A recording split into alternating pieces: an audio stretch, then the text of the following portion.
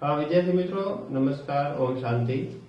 હવે આપણે જે છઠ્ઠું ચેપ્ટર છે પૂરું કર્યું, બરાબર છે। એ ચેપ્ટર ની અંદર કેટલાક તફાવત અને કારણો ને બધું આપણે જોવાનું છે, બરાબર। તો એ આપણે ચાલુ કરીએ તો કેટલાક તફાવત જોવાના છે, બરાબર છે। જો કે આપણે જે ટોપિક ભણ્યા હોય એને આધારિત જ હોય છે, પણ છતાંય આપણે બધા જ ટોપિક છે જોઈ લઈએ એક પછી એક। તો પહેલો તફાવત છે મિત્રો જારક શ્વસન અને અજારક શ્વસન, બરાબર। તો જારક શ્વસનમાં જાણો છો મિત્રો ઓક્સિજનનો ઉપયોગ થાય અને અજારક શ્વસનમાં ઓક્સિજનનો ઉપયોગ થતો નથી। ઓક્સિજન વગર થાય એટલે તેને અજારક શ્વસનની ક્રિયા કહેવાય છે। પછી જારક શ્વસનને અંતિમ નિપજ તરીકે CO2 અને પાણી પ્રાપ્ત થાય છે, જાણો છો। અને અજારક શ્વસન છે, બરાબર છે, જો એ પ્રાણીજન્ય માધ્યમમાં થાય તો અંતિમ નિપજ લેક્ટિક એસિડ મળે અને વનસ્પતિજન્ય માધ્યમમાં થાય તો ઇથેનોલ અને CO2 પ્રાપ્ત થાય છે, બરાબર।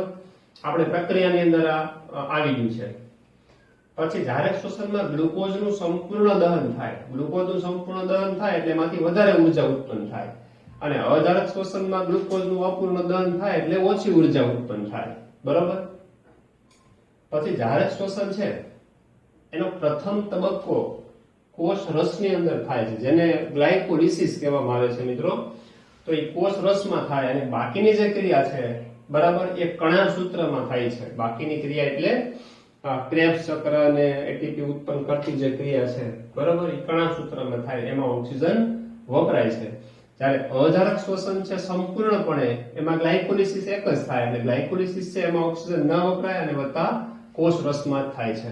તો આ 4 પોઈન્ટ। હવે બીજો પોઈન્ટ છે, બીજો તફાવત છે જલવાહક અને અનવાહક। તો જાણો છો મિત્રો જલવાહક છે એમાં પાણી અને ખનિજ ક્ષારોનું વહન થાય અને અનવાહક છે એમાં ખોરાકનું કાર્બોદિતનું વહન થાય, બરાબર। કયા સ્વરૂપે? મોટે ભાગે સુક્રોઝ સ્વરૂપે કાર્બોદિત તરીકે સ્થળાંતરણ થાય છે। પછી જલવાહકના વહન માટે બાષ્પોત્સર્જનથી સર્જાતું ખેંચાણ બળ છે એ પ્રેરક બળ છે। આપણે જોઈ ગયા મિત્રો વનસ્પતિનું જે પર્ણ હોય તો પર્ણની અંદર પાણી છે પ્રવાહી સ્વરૂપે હોય છે, એ વરાળ સ્વરૂપે વાતાવરણમાં ગુમાવે એને શું કહેવાય? બાષ્પોત્સર્જન। હવે પર્ણમાં બાષ્પોત્સર્જનની ક્રિયા થાય એટલે પ્રકાંડમાંથી પાણી ખેંચાય, પ્રકાંડમાં ઘટે એટલે મૂળમાંથી ખેંચાય, મૂળમાં ઘટે એ જમીનમાંથી ખેંચાય, એટલે આ રીતે પાણીનું ખેંચાણ બળ છે એ ઉત્પન્ન થાય છે, બરાબર। જ્યારે અનવાહક પેશી માટે આશ્રુતિ દાબ જવાબદાર છે, બરાબર। વધુ માત્રાની અંદર ખોરાક પર્ણમાં બની જાય છે તો ત્યાં આશ્રુતિ દાબ વધે છે અને ઓછી આશ્રુતિ દાબ દ્રવ, બરાબર છે, વહન પામે છે। પછી એટીપી નો ઉપયોગ થતો નથી જલવહન માટે, જ્યારે અહીંયા અનવાહકની અંદર એટીપી નો ઉપયોગ થાય છે। ત્યારબાદ જલવાહિની અને જલવાહિની કી, આ પાણીનું અને ખનિજ ક્ષારોનું વહન છે જલવાહક પેશીની અંદર। તો જલવાહક પેશીની અંદર પાણીનું વહન કરતા મુખ્ય ઘટકો છે કોણ? તો કે જલવાહિની અને જલવાહિની કી, બરાબર। પછી અનવાહકમાં ચાલની નલિકા અને સાથી કોષો છે એ સ્થળાંતરણ સાથે સંકળાયેલા હોય છે। પછી મિત્રો ત્રીજો તફાવત જોઈએ વાયુ કોષ અને મૂત્રપિંડ નલિકા। હવે જાણો છો મિત્રો વાયુ કોષ છે, બરાબર છે, ફેફસાનો એકમ છે અને મૂત્રપિંડ નલિકા છે મૂત્રપિંડ એટલે કે કિડનીનો એકમ છે। તો જો વાયુ કોષ છે ફેફસામાં હોય છે અને આ નલિકા છે મૂત્રપિંડમાં એટલે કે કિડનીમાં હોય છે। શ્વાસ વાહિકાના છેડે ફુગ્ગા જેવી રચના, વાયુ કોષ હોય આ શ્વાસ વાહિકા હોય એને છેડે આવી ફુગ્ગા જેવી રચના છે અને મૂત્રપિંડ નલિકા છે લાંબી ગૂંચલામય નલિકા છે અને અગ્ર છેડે બાવમેની કોથળી હોય। મિત્રો આપણે ભણી ગયા આવી રચના, બરાબર છે, યાદ કરો। આ નલિકામય રચના છે, બરાબર છે, આવી રીતે આ એંગેનો પાસ, બરાબર। તો આ ટાઈપની નલિકા આપણે ભણી ગયા છે। આ છે બાવમેનની કોથળી, બરાબર।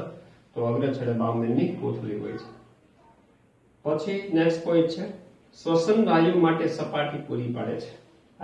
આની ફરતે માનો કે રુધિર કેશિકા આવરણ હોય, જાળું હોય પુષ્કળ માત્રામાં, તો એ O2 અને CO2 ની આપલે કરવા માટેનું સ્થાન છે, એટલે શું કહેવાય? શ્વસન માટેની સપાટી પૂરી પાડે છે, બરાબર। અને આ મૂત્રપિંડ નલિકા શું કાર્ય કરે છે? રુધિરને ગાળણ કરી અને નાઇટ્રોજન યુક્ત ઉત્સર્ગ દ્રવ્યો છે એ દૂર કરે છે। પછી દિવાલ ઉપર કેશિકા ઝાડ સ્વરૂપે આવેલી હોય છે. હમણાં જ આપણે વાત કરી વાયુ કોષની દિવાલ ઉપર બરાબર છે પુષ્કળ માત્રામાં રુધિર કેશિકાઓ ઝાડ સ્વરૂપે આવેલી હોય છે. અહીંયા શું હોય છે જાણો છો, બાવમેનની કોથળી છે તો બાવમેનની કોથળીની અંદર રુધિર કેશિકા ગુચ્છ આવેલું હોય છે. જ્યારે આ નળી હોય છે તો નળીની ફરતે આખું નલિકાનું શું હોય છે, ઝાડા જેવી રચના હોય છે, એટલે એને રુધિર કેશિકા ઝાડ કહેવામાં આવે છે. તો નલિકાની ફરતે રુધિર કેશિકા ઝાડ અને બાવમેનની કોથળીની અંદર રુધિર કેશિકા ગુચ્છ. હાલો, ત્યારબાદ મિત્રો કર્ણકો અને ક્ષેપકો બે બહુ સહેલો તફાવત છે. કર્ણકો છે એટલે હૃદયની અંદર 4 ખાના હોય છે મિત્રો, બરાબર છે. તમે જાણો છો હૃદય ચતુષ્ખંડી હોય એટલે 4 ખાના. આટલું તમે ખાલી યાદ રાખી દો તો બી તફાવત છે.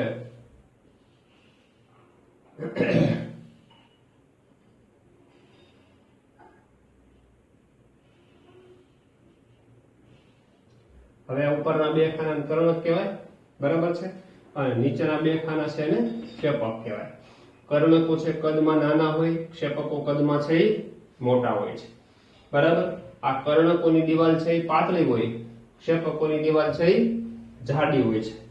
પછી કર્ણકો અંગોમાંથી રુધિર મેળવે છે, અગ્ર અને પશ્ચ મહા જે શિરા છે એના દ્વારા, બરાબર. કર્ણકો છે એ શું કરે છે, અંગ રુધિર છે ને અંગમાંથી મેળવે છે. અને ક્ષેપકો છે, ક્ષેપક શેમાંથી રુધિર મેળવે છે તો કે કર્ણકમાંથી મેળવે છે. કર્ણકોમાંથી ક્ષેપકમાં આવે તો કર્ણકો છે એ શરીરમાંથી રુધિર મેળવે અને ક્ષેપકો છે એ કર્ણકમાંથી રુધિર મેળવે. પછી નેક્સ્ટ પોઈન્ટ છે કર્ણક છે રુધિરને ક્ષેપકમાં દાખલ કરે. કર્ણકનું રુધિર ક્ષેપકમાં દાખલ કરે અને ક્ષેપકનું રુધિર શરીરના અંગોમાં દાખલ થાય છે, બરાબર. ત્યારબાદ રુધિરનું દબાણ કર્ણકોની અંદર ઓછું હોય અને ક્ષેપકની અંદર દબાણ છે વધારે હોય છે, બરાબર. તો બહુ સહેલા તફાવતના મુદ્દા છે, બરાબર. પછી મિત્રો ધમની અને શિરાનો તફાવત એ આપણે ભણી ગયા છીએ, એ પણ ધ્યાનમાં લેવાનું છે. હવે વનસ્પતિમાં શ્વસન અને પ્રાણીઓમાં શ્વસનની ક્રિયા. તો વનસ્પતિમાં વિવિધ ભાગો એટલે કે મૂળ, પ્રકાંડ, પર્ણ વગેરે દ્વારા શ્વસન કરે છે, બરાબર. અને પ્રાણીઓ છે તો પ્રાણીઓ એના ચોક્કસ ભાગ અથવા ચોક્કસ અંગ દ્વારા શ્વસનની ક્રિયા કરે છે, વાયુઓની આપણે કરે છે. પછી વાયુઓનું વહન વનસ્પતિમાં ધીમું હોય અને પ્રાણીઓની અંદર વાયુઓનું વહન છે એ ઝડપી હોય છે, કારણ કે વનસ્પતિની ચયાપચયની ક્રિયાનો દર છે ધીમો હોય એટલે એને વાયુ ઓક્સિજન છે ઓછો જરૂર પડે. એની સાપેક્ષમાં પ્રાણીઓના શ્વસનનો દર ઝડપી હોય, બરાબર, એટલે એની ચયાપચયની ક્રિયાઓ ઝડપી હોય એટલે એમાં વાયુ વહન પણ કેવું થાય, ઝડપથી થાય. એટલે અહીં લખ્યું છે ત્યાર પછીનો પોઈન્ટ કે ભાઈ શ્વસન દર ખૂબ જ ધીમો હોય છે, જ્યારે પ્રાણીઓના શ્વસન દર ખૂબ જ ઊંચા હોય છે. હવે વનસ્પતિમાં જ્યારે અજારક શ્વસન થાય ત્યારે અંતિમ નિપજ તરીકે ઇથેનોલ અને CO2 પ્રાપ્ત થાય છે, આપણે જોઈ ગયા. અને પ્રાણીની અંદર લેક્ટિક એસિડ છે પ્રાપ્ત થાય છે. હવે વનસ્પતિમાં પાણીનું વહન અને વનસ્પતિમાં ખોરાકનું વહન મિત્રો, બરાબર. તો જાણો છો વનસ્પતિની અંદર પાણીનું વહન કઈ પેશી દ્વારા થાય તો કે જલવાહક પેશી દ્વારા, અને વનસ્પતિમાં ખોરાકનું વહન થાય તો કે અન્નવાહક પેશી દ્વારા. ચાલો, ઓકે, બહુ સિમ્પલ.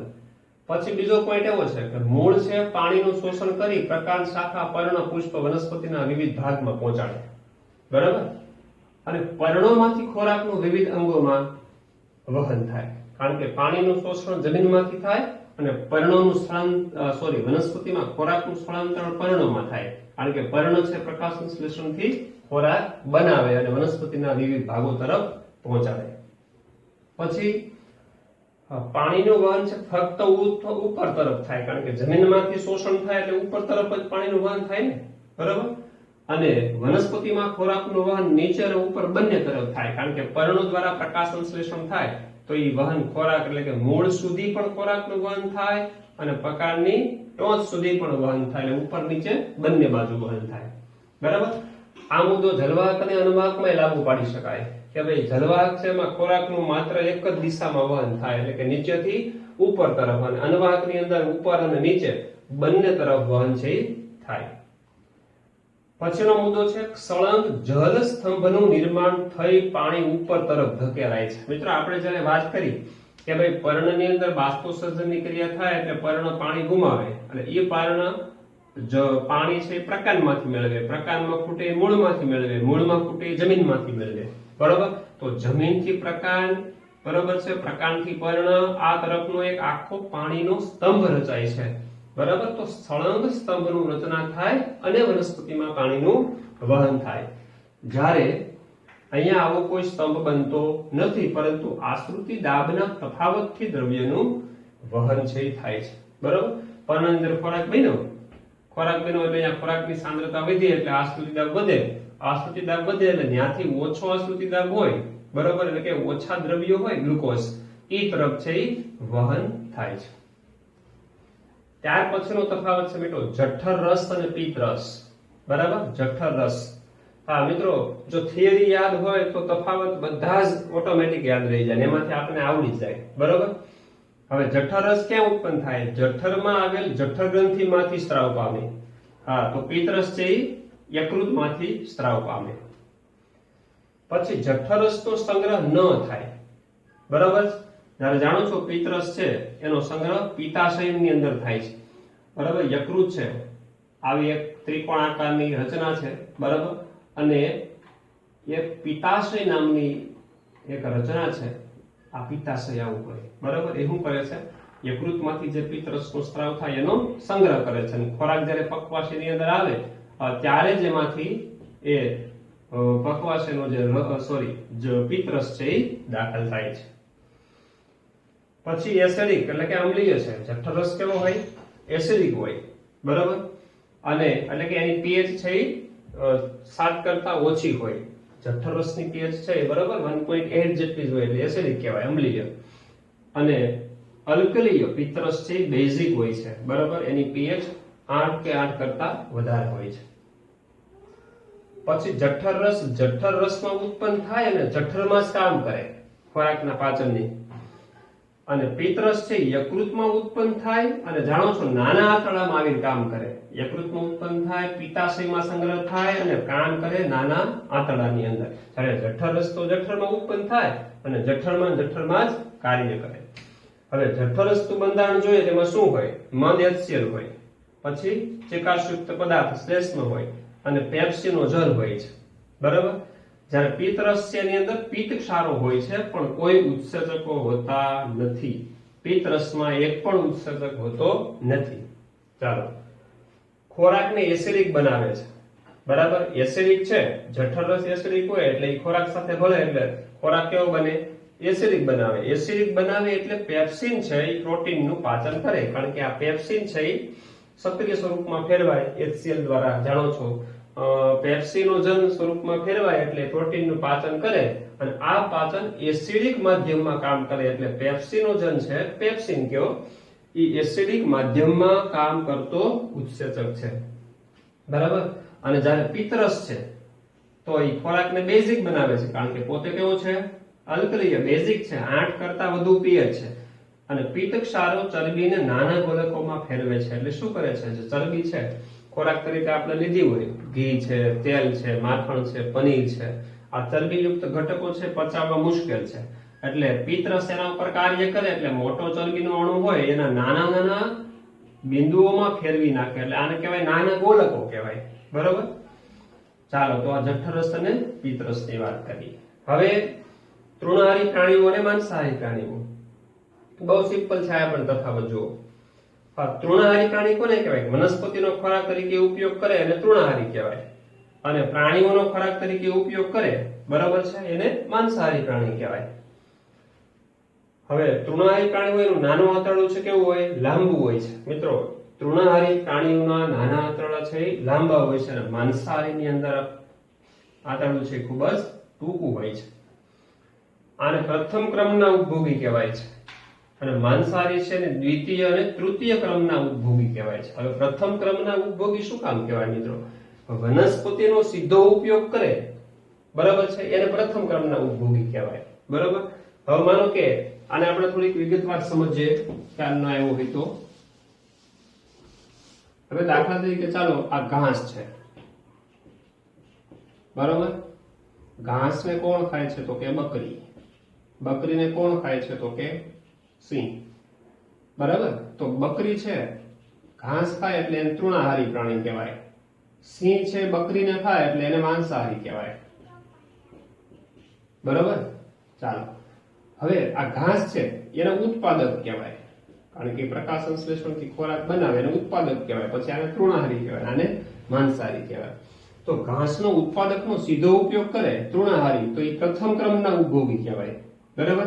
અને પ્રથમ ક્રમના ઉપભોગી ત્યાર પછીના બધા પ્રાણીઓ હોય એ દ્વિતીય ક્રમમાં પણ આવે, કેટલાક તૃતીય ક્રમમાં પણ આવે. હવે તૃતીય ક્રમ એટલે હજી એક ઉદાહરણ લઈએ. દાખલા તરીકે આ ઘાસ, ઘાસને ખાનારું પ્રાણી, દાખલા તરીકે તીડ. તીડને કોણ ખાય? તો કે દેડકું. દેડકાને કોણ ખાય? તો કે સાપ. સાપને કોણ ખાય? તો કે બાજ. બરાબર. તો હવે આ પણ એક આહાર કડી થઈ મિત્રો. આને શું કહેવાય? આહાર કડી કહેવાય, આહાર શૃંખલા કહેવાય ખોરાક માટેની.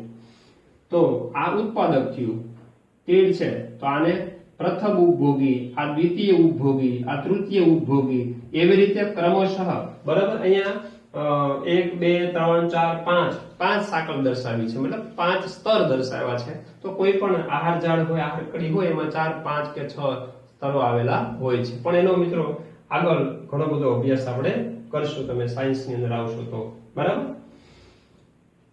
હા, તો પ્રથમ ક્રમના ઉપભોગી છે તૃણાહારી, અને માંસાહારી છે દ્વિતીય અને તૃતીય ક્રમના ઉપભોગી કહેવાય છે.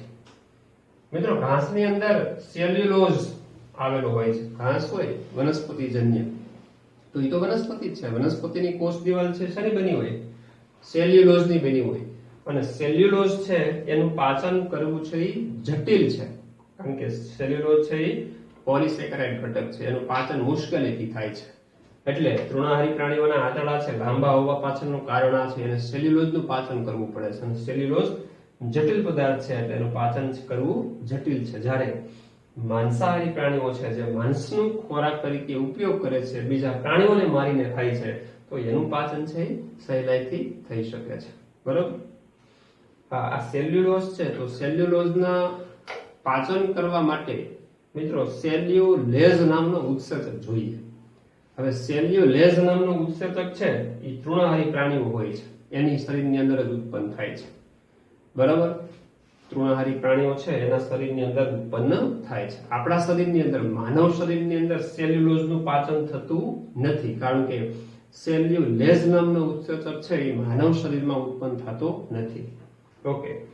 હવે તૃણાહારી પ્રાણીઓના ઉદાહરણ લઈએ. ગાય, ભેંસ, બકરી.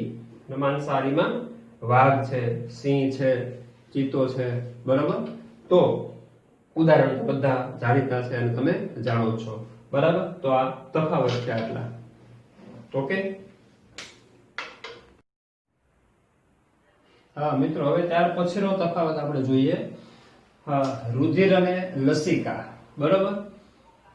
તો રુધિર છે લાલ રંગની પ્રવાહી સંયોજક પેશી છે, અને લસિકા છે એ રંગવિહીન પેશીય જળ છે. લસિકા છે એમાં કલર ન હોય, રંગવિહીન હોય. રુધિર છે જાણો છો લાલ છે અને પ્રવાહી સંયોજક પેશી છે. પછી રુધિરની અંદર રુધિર રસ એ પ્રવાહી સ્વરૂપે હોય, અને રુધિર કોષો. રુધિર રસ હોય અને રુધિર કોષો. બરાબર છે. રક્તકણ, શ્વેતકણ, ત્રાકકણ એ બધા કણો કોષો છે. પછી લસિકાની અંદર રુધિર રસ હોય, પ્રોટીન હોય, અને રુધિર કોષોમાં રક્તકણ સિવાયના. બરાબર. એટલે કેટલાક ત્રાકકણો અને શ્વેતકણોની હોય. બરાબર. પણ રુધિર કોષો છે કે તરીકે રક્ત પણ હોતા નથી. પછી રુધિરનું વહન જાણો છો હૃદય, ધમની, શિરા અને રુધિર કેશિકામાં થાય. બરોબર. પછી લસિકાનું વહન છે આંતરકોષીય સ્થાનો, એટલે કોષો વચ્ચેની જે જગ્યા હોય, ગેપ હોય, એમાં હોય. પછી લસિકા વાહિકાઓમાં હોય અને લસિકા વાહિનીઓમાં પણ હોય છે. મતલબ આ લસિકાને વહન કરતી નળીઓ. બરાબર. લસિકા વાહિની અને એના કરતા ઝીણી નળીઓ હોય લસિકા વાહિકાઓ. પછી રુધિર સ્વતંત્ર પ્રવાહી સંયોજક પેશી છે, અને લસિકા છે રુધિરમાંથી છૂટું પડેલું પ્રવાહી છે, અને ફરીથી પાછું રુધિરમાં ભળી જાય છે, પરિવહનમાં પાછું ભળી જાય છે. રુધિર છે એમાં પોષક દ્રવ્યો હોય, ઉત્સર્ગ દ્રવ્યો હોય, શ્વસન વાયુઓ વગેરેનું વહન કરે છે. અને લસિકા છે નાના આંતરડામાં અભિશોષણ પામેલા જે ચરબીના અણુ છે એ ચરબીનું વહન કરે છે. પછી શ્વાસોશ્વાસની ક્રિયા અને શ્વસન. તો શ્વાસોશ્વાસની ક્રિયા છે ભૌતિક અથવા યાંત્રિક ક્રિયા છે, શ્વાસ અને ઉચ્છ્વાસની ક્રિયા આપણે કરી. અને શ્વસનની ક્રિયા છે કોષોમાં થતી દેહધાર્મિક ક્રિયા છે, બરોબર. શ્વાસોશ્વાસની ક્રિયા શ્વસન અંગો વડે થાય. દેહધાર્મિક ક્રિયા છે શ્વસન, એ શરીરના બધા જ કોષોની અંદર થાય છે. પછી બધા સજીવો માટે શ્વાસોશ્વાસની ક્રિયાવિધિ જરૂરી નથી, કારણ કે બધાની અંદર કઈ શ્વસન અંગો જેવી સ્પષ્ટ રચના હોતી નથી. નીચલી કક્ષાના પ્રાણીઓ હોય પ્રસરણ દ્વારા, કોષરસ પટલ દ્વારા, બરાબર, એક કોષી પ્રાણીઓ હોય તેમાં શરીરની સપાટી દ્વારા એટલે કે કોષરસ પટલ દ્વારા પણ વાત વિનિમય થઈ જતું હોય છે. એટલે બધા જ ની અંદર આ ક્રિયા જરૂરી નથી, પણ ધારક શ્વસનની ક્રિયા તો બધા સજીવો માટે જરૂરી છે. હવે શ્વાસોશ્વાસની ક્રિયામાં શ્વાસ અને ઉચ્છ્વાસની ક્રિયા, આપણે શ્વાસ લેવાની ક્રિયા એટલે કે ઓક્સિજન યુક્ત હવા શરીરમાં ફેફસાની અંદર દાખલ થાય એ ક્રિયાને કહેવાય શ્વાસ, અને CO2 યુક્ત હવા બહાર નીકળે એને કહેવાય ઉચ્છ્વાસ. તો શ્વાસ અને ઉચ્છ્વાસની ક્રિયાઓ, જ્યારે શ્વસન છે એમાં ગ્લાયકોલિસિસ અને ક્રેબ્સ ચક્ર આવી પ્રક્રિયાઓ થાય છે. શ્વાસોશ્વાસનો કોઈ વિશિષ્ટ પ્રકાર નથી. જાણો છો શ્વસનમાં ધારક શ્વસન અને અધારક શ્વસન પ્રક્રિયાઓ છે. શક્તિનો ઉપયોગ થાય છે. અહીંયા શક્તિ છે એ શક્તિ મુક્ત થાય છે. શક્તિ મતલબ ધારક શ્વસન દરમિયાન શક્તિ ઉત્પન્ન થાય છે, બરાબર. ચાલો, તો આ બધા તફાવતોની આપણે ચર્ચા કરી ગયા. હવે કેટલાક કારણો જોઈએ. કે પહેલું કારણ એવું છે કે હૃદયના જમણા ખંડમાં ઓક્સિજન વિહીન અને ડાબા ખંડમાં CO2 યુક્ત છે રુધિર વહન પામે છે, બરાબર. હવે અહીંયા આકૃતિની અંદર જુઓ મિત્રો કે અહીંયા છે આ CO2 યુક્ત છે અને અહીંયા છે ઓક્સિજન યુક્ત છે, બરાબર. તો જમણા ખંડમાં ઓક્સિજન વિહીન, બરાબર. આ દાખલા તરીકે જમણી બાજુના ખંડો છે અને આ છે એ ડાબી બાજુના ખંડો છે, બરાબર. તો જાણો છો હૃદય 4 ખંડ છે, 2 કર્ણક, 2 ક્ષેપક, ચતુષ્ખંડીય અને પટલ દ્વારા, પડદા દ્વારા શું થાય છે, બધા ખંડો છે એ અલગ પડે છે. હવે અગ્ર મહાશિરા અને પશ્ચ મહાશિરા છે એ શું કરે છે, ઓક્સિજન વહેર રુધિર જમણા કર્ણકમાં ઠાલવે છે. આ પશ્ચ મહાશિરા અગ્ર મહાશિરા દ્વારા જમણા કર્ણકની અંદર રુધિર છે એ ઠાલવે છે. હા, હવે એ રુધિર છે જમણી બાજુના કર્ણકમાંથી જમણી બાજુના ક્ષેપકમાં આવે તો એ કેવું હોય, CO2 યુક્ત જ હોય છે, બરાબર. ચાલો, પછી આ શિરા છે ફુફ્ફુસ શિરા છે એ CO2 યુક્ત રુધિર ક્યાં ઠાલવે છે, તો કે ડાબા કર્ણકની અંદર. અને કર્ણકનું સંકોચન થાય એટલે ડાબા કર્ણકનું રુધિર છે ડાબા ક્ષેપકની અંદર આવે છે. તો ડાબી બાજુના ખંડો છે એમાં ઓક્સિજન યુક્ત અને જમણી બાજુના ખંડો છે એમાં CO2 યુક્ત રુધિર વહન પામે છે. પરંતુ પટલો દ્વારા રુધિરને ભેગું થતું અટકાવે છે. પટલ છે બધા, બરાબર. 2 કર્ણકની વચ્ચે છે, બંને ક્ષેપકની વચ્ચે પણ છે, કર્ણક અને ક્ષેપકની વચ્ચે પણ પટલ છે જે રુધિરને ભેગું થવા દેતા નથી. ચાલો, બીજું કારણ છે ધમનીની દીવાલ જાડી હોય અને શિરાની દીવાલ છે પાતળી હોય છે. બહુ સિમ્પલ સવાલ છે મિત્રો. એટલું જ તમે યાદ રાખી શકો કે ધમની છે એ રુધિરને અંગોમાંથી અંગો તરફ લઈ જાય, મતલબ હૃદયમાંથી અંગ તરફ રુધિરનું વહન કોણ કરે છે, તો કે ધમની, બરાબર. એટલે ક્ષેપકોનું સંકોચન રુધિરના દબાણ સાથે ધકેલાય, આ ઊંચું દબાણ સહન કરવા માટે ધમની દીવાલ કેવી છે, જાડી હોવી જોઈએ ને. ક્ષેપકો દ્વારા દબાણ થાય, દબાણ સાથે રુધિરનું ધમનીની અંદર વહન થાય. જો ધમનીની દીવાલ પાતળી હોય તો ઊંચું દબાણ સહન ન કરી શકે તો ધમનીની દીવાલ છે તૂટી જાય, ફાટી જાય, બરાબર. એટલે ઊંચા દબાણને સહન કરવા ધમનીની દીવાલ જાડી હોય. ત્યારે શિરાઓ શું કરે છે, શરીરના વિવિધ અંગોમાંથી રુધિર છે એકત્રિત કરી અને હૃદયમાં ઠાલવે છે. અને શિરામાં વહન પામતા રુધિર છે એ દબાણયુક્ત હોતું નથી, એટલે કે એનું દબાણ છે ઓછું હોય છે, એટલે એની દીવાલ છે પાતળી હોય તો પણ ચાલે છે, બરાબર.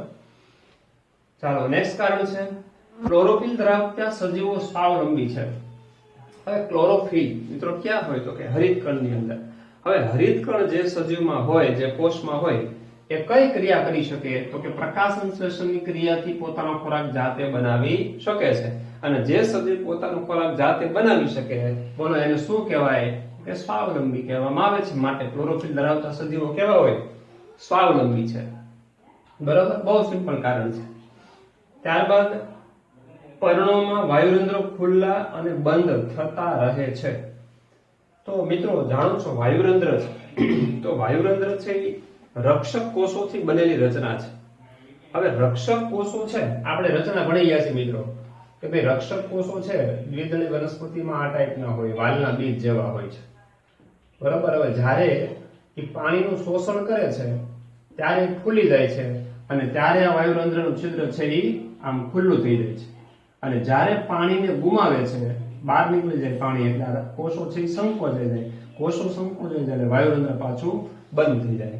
એટલે કોષો બરાબર છે સંકોચન શીતલન પામે છે, પાણી મેળવે છે અને પાણી ગુમાવે છે. આ ક્રિયાને કારણે વાયુરંધ્રો છે એ ખુલ્લા કે બંધ થયા કરે છે.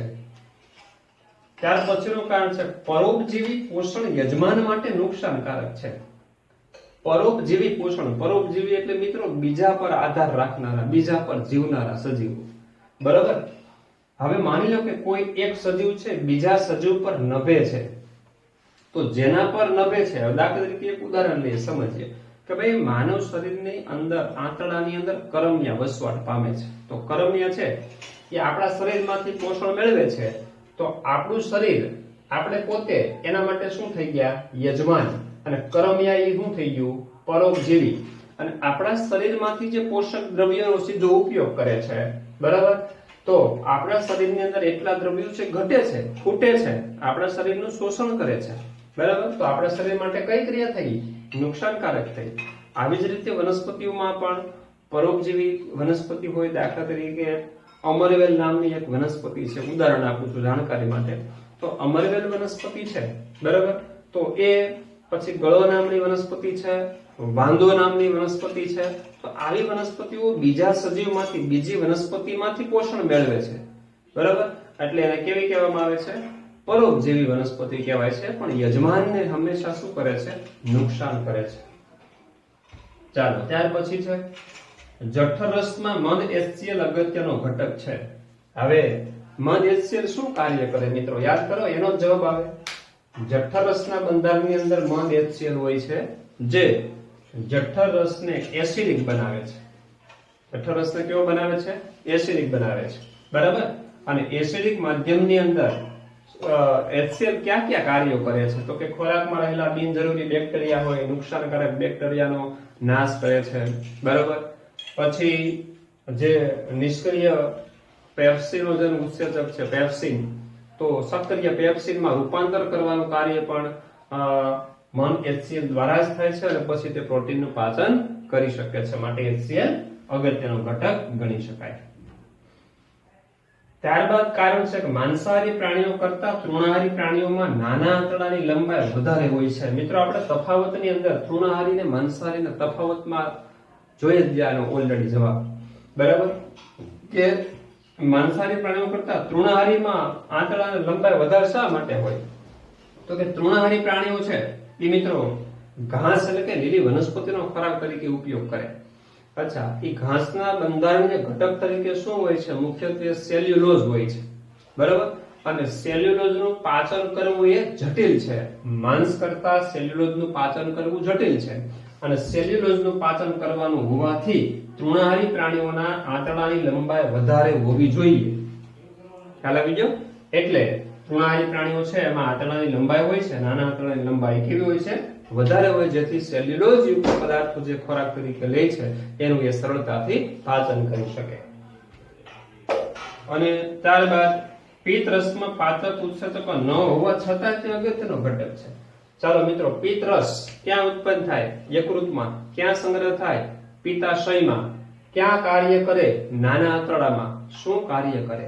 તો કે ચરબી જેવા જે મોટા અણુ છે, ચરબી જેવા મોટા અણુ એને નાના નાના ગોલકોમાં ફેરવી નાખે છે, બરાબર. એટલે એનું પાચન કેવું બને છે?